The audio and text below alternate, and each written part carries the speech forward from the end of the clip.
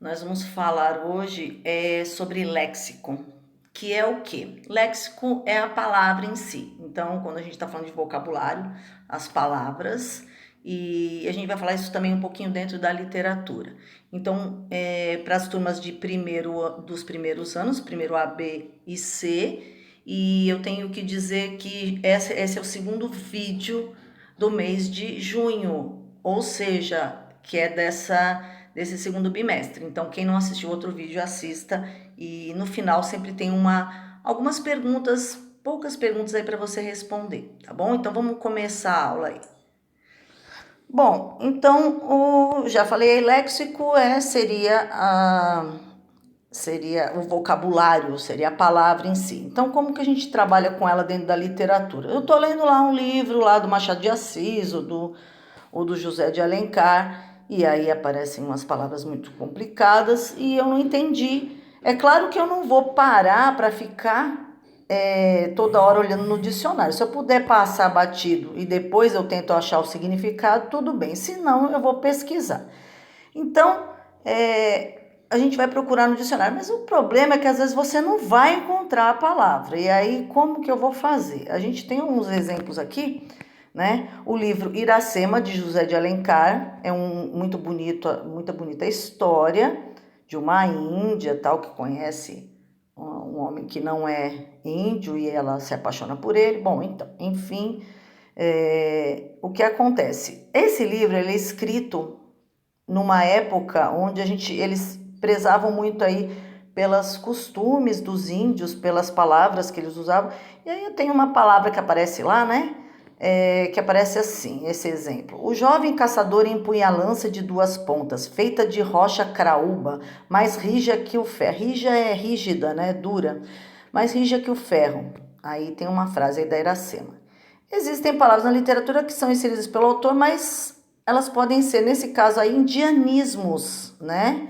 Também elas podem ser neologismos, regionalismos, arcaísmos, estrangeirismos, né? Então, tudo ismos aí que a gente vai ver um pouquinho aí mais pra frente. Então, a palavra craúba, se você for procurar no dicionário, eu vou te dizer que a maioria dos dicionários você não vai, ele vai colocar lá carnaúba, ele vai colocar outra palavra se for um dicionário online, se for num dicionário, um dicionário de papel aí, né, um dicionário impresso, você também provavelmente não vai achar. Então ele é um indianismo, ou seja, uma palavra que vem da língua indígena e você não vai conhecer. Mas nesse livro, algumas palavras, alguns livros já foram impressos com as palavras embaixo para você tirar a dúvida. Mas se não tivesse as palavras embaixo, né? Você ia ficar pensando, mas o que é isso daí? Então ela é uma madeira que ela é roxa e muito dura, né? E ele fez a flecha dele com isso daí. Então, você pode procurar aí essa palavra no dicionário e depois comentar comigo aí se você conseguiu localizar ou não. E a gente tem uma diferença aí de dicionários também, a gente vai falar um pouquinho disso. Depois nós vamos falar sobre neologismo, que eu falei que são todos os ismos, né? O que são neologismos? São palavras ou expressões que elas são inventadas. Então, sabe quando você inventa uma palavra que você usa com um colega ou que as pessoas lá na internet inventam uma palavra e você fala, essa palavra não existia, mas ficou legal, vamos usar. E todo mundo começa a usar. É mais ou menos isso. Na literatura a gente tem alguns casos aí, muitos casos, aliás, e o autor que mais fez isso, eu não coloquei aqui, mas ele fez uma colocação de beber morar, que seria, em vez de você comemorar, é você beber para comemorar. Então, em vez de você comemorar, seria beber morar. Então, ele inventava essas palavras, ele era um gênio, não só por isso, porque aí você vai falar, mas eu também poderia inventar palavras, mas ele era um gênio porque aqui o Guimarães Rosa, você pode ver que ele tá com uma roupa meio estranha aí, né? Com uma mochila aí. Ele é um mago, considerado um mago das palavras. Por quê? Porque ele é um cara que inventava palavras, ele também, além dos neologismos, ele usava também regionalismos, que a gente vai ver um pouquinho para frente aí. E ele viajou aí pelo Nordeste, por muitos lugares aí que a gente chama de fim do mundo, e ele ia conhecendo pessoas, vendo o jeito que elas falavam e ia colocando isso nos livros. Então, era bem interessante aí. A gente vai ver aqui que algumas palavrinhas que ele inventou. Vamos lá. Enxadachim. Em vez de ser espadachim, ele misturou enxada com espadachim, que vai significar o trabalhador do campo que luta pela sobrevivência, né? Então ele não é um espadachim, ele é um enxadachim, né? Embriagatinhar, é o cara que está tão embriagado que ele fica engatinhando. Velvo, né? Que ele falava que era as plantas que tinha forma aveludada, né? Por quê? Porque velvet significa veludo em inglês. Então, a gente vai ver aí que ele brincava aí com as palavras e ele usava uma coisa chamada hibridismo. Olha, sempre tudo com ismo, né? Mas é hibridismo. Híbrido é algo que é uma transformação, porque você junta duas coisas e ele fica híbrido, né? Então, a mistura aí. Então, ele misturava a palavra. Então, um dos livros dele chama Sagarana. E a junção dessas palavras saga, a gente sabe, né? Isso é uma saga, que é uma lenda, e é uma palavra de origem germânica, ou seja, alemã. E rana, orana, né? Que em tupi que significa semelhança. Então, é parecido com uma lenda. Então, essa sagarana é como se fosse uma lenda, tá? É como se fosse uma saga. E aí ele colocou o nome do livro dele. Então é bem interessante, se vocês quiserem ler, ele é um dos melhores autores aí do modernismo. E eu falei sobre regionalismo. Regionalismo é o que? Você vai para uma região diferente, para uma cidade diferente. Se você for para São Paulo, se você está em São Paulo, você tem um sotaque. Ora, meu, né? Tem umas palavras que só se usam aqui, né? E aí, se você fala que é abóbora, tem outro lugar que é outro nome, né? Então, aqui a gente chama isso de variação linguística. Então, a gente leva em consideração as expressões típicas de cada região, de cada estado. Vocês já devem ter estudado isso, variação linguística, e o regionalismo ele faz parte disso, tá? Aí a gente vê aí um quadrinho do Chico Bento, né? Oiando, né? Espeio. Então, às vezes você muda o som da palavra também. Então, é um regionalismo, né? Aquele que a gente chama de caipira, né? E aí tem um vício da fala, que é um poema do Oswald de Andrade, né? Para dizer em milho, dizem mio. Para dizer em mió, para dizer melhor, dizem mió. Para dizer pior, pior. Para dizer telha, dizem teia. Para telhado, dizem telhado. E vão fazendo telhados, né? Eu sei que vocês falam, nossa, que poema sem graça, né? Ele, na verdade, o Oswald de Andrade, ele é de uma outra escola literária e ele está dizendo aqui que vocês vão fazendo telhados, ou seja, vão construindo, né, um outro tipo de ideia do que é a língua portuguesa, né? Então, vai mudando o som das palavras. E aí a gente chama isso de mineirês aqui, né? Aí o cara fala mineirês porque ele é mineiro, né? E tem uma música do Adoniran Barbosa que chama Samba do Arnesto, né? Vocês já devem ter escutado ou não, porque é velha pra caramba, que ele fala assim: o Ernesto nos convidou para um samba, ele mora no Brás, nós fomos, não encontremos ninguém. Claro que tá escrito tudo errado, né? Vortemo, reiva.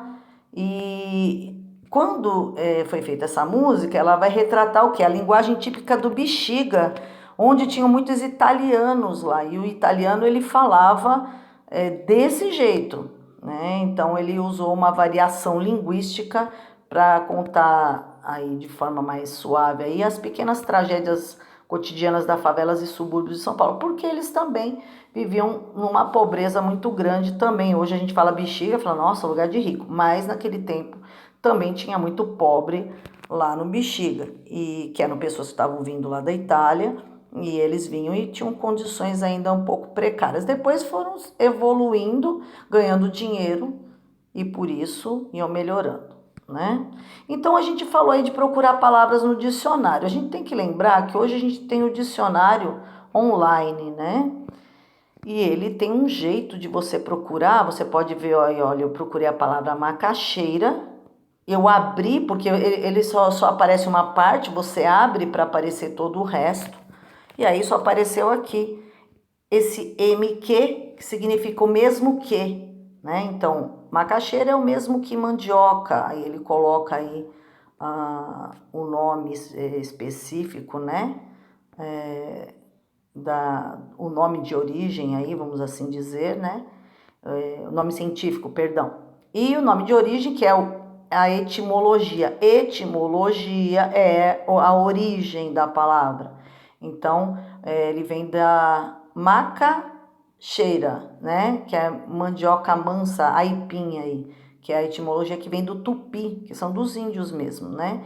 Então, você vai ver muitas abreviaturas aí, como esse MQ, etim, de etimologia, e outros mais, tá? Aí, olha, a palavra cabeça. Também aparece só um pouquinho, assim você abre e ele vai ter, olha, o tanto de opções que ele vai ter para a palavra cabeça. Então, cada um desses números aqui, ó, até o 25, ele vai estar me dizendo o quê? Ele vai estar me dizendo a tradução. Mas, às vezes, a tradução, a palavra cabeça tem na anatomia geral, né? Tem a zoológica, que é dos animais, que é a nossa, né? O crânio, né? E aí eu vou ter lá a extensão da anatomia zoológica, informal, né? Então eu vou ter várias, e aqui aparece, e eu coloquei numa outra cor aqui, por metonímia e por metáfora. Depois a gente pode pegar uma aula aí que eu preciso explicar também de novo isso para vocês. Metonímia e metáfora. Então, a metonímia é centro do intelecto, da memória, da compreensão e do controle emocional. Inteligência, juízo, ter boa cabeça para cálculos. Então, eu uso uma parte porque a mente, a memória está dentro da cabeça. Então a gente usa, eu não sei se vocês vão lembrar aí que a metonímia é uma parte de algo, né? Ou ela é uma parte que está dentro, ou é algo que está dentro de uma parte. Então, ele é uma representação. Então, quando eu falo cabeça, é uma representação da memória que está dentro da cabeça. Então, eu posso falar assim que ele tem uma cabeça boa para cálculo, ele tem uma memória boa para cálculos, né?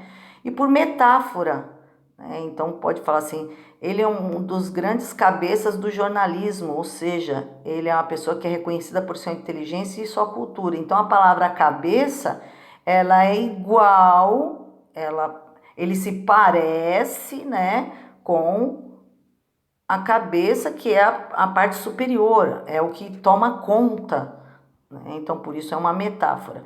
E aí a gente vai ter várias outras, vocês podem depois procurar ou ler aqui também, tá? E todos esses meus textos a gente geralmente coloca lá no blog, vocês podem procurar lá no blog, se não tiver, vocês falam com a coordenação.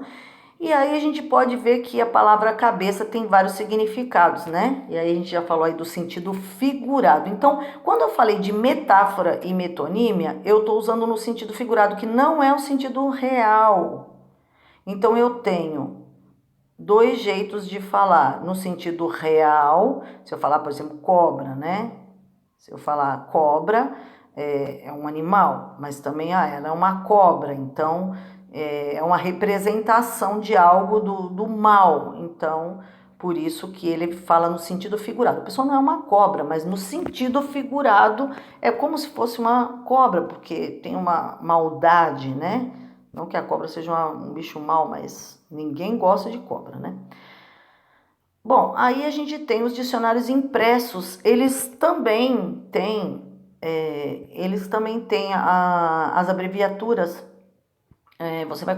Você vai ver lá S de substantivo, adjetivo, adj, né? ADJ, V de verbo, tem o verbo transitivo direto, verbo intransitivo direto, eles colocam verbo transitivo direto, VTD, né?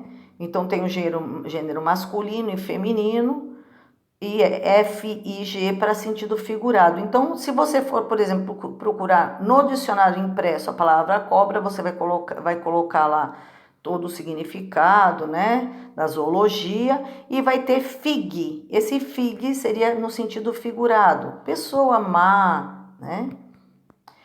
E, continuando aí o uso do dicionário, nós temos que analisar, então, a etimologia, a origem, né, para as informações que remetem aí aos neologismos e regionalismos, como a gente viu, né?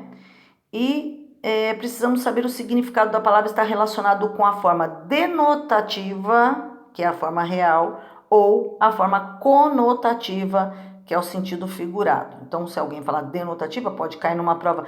Está no sentido denotativo ou conotativo? Denotativo é o sentido real. Eu lembro do D de dicionário, que é a primeira forma que vem, é a forma real. Então, D de dicionário. E conotativo é o sentido figurado, tá? E aí a gente, nos dicionários, podemos encontrar aí várias informações aí sobre uma palavra, né? Foi o que nós vimos.